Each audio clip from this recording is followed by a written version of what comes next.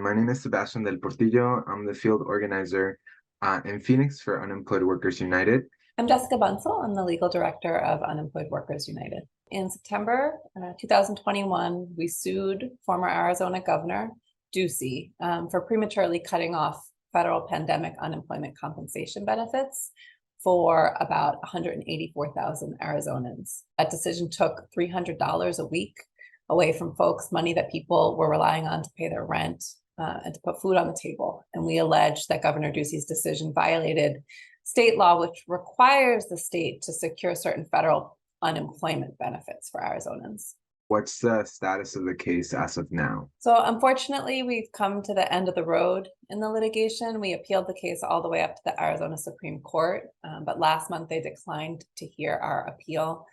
So that leaves the Arizona Court of Appeals decision that we got in September 2022 as the final decision in the case.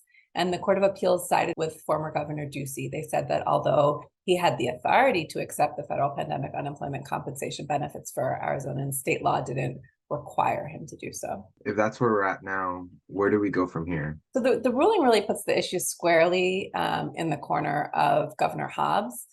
She has said that she's sympathetic to the ongoing economic uncertainties that our Arizonans are facing, and she committed to working with the legislature to try and put more money in the pockets of working families in Arizona.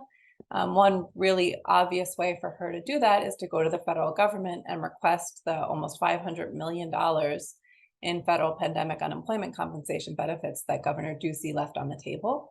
So we've called on her to do that. At the same time, WHO is working with our members in Arizona on other strategies to meet the needs of Arizona's working families.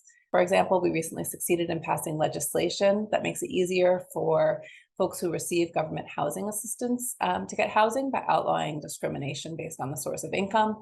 And we're working with our members on enforcement of that new law. I think it's great to point out as we're, discussing how this litigation turned out. If you could, speak directly to our members right now in Arizona and tell them what would it be? Thank you for being part of this fight. This isn't the outcome that we wanted in this case, but we know we need many different strategies to lift up working families in Arizona, and we've seen what we can do when we work together. And with your support, we will continue the fight. And we're going to be working vigilantly to do so.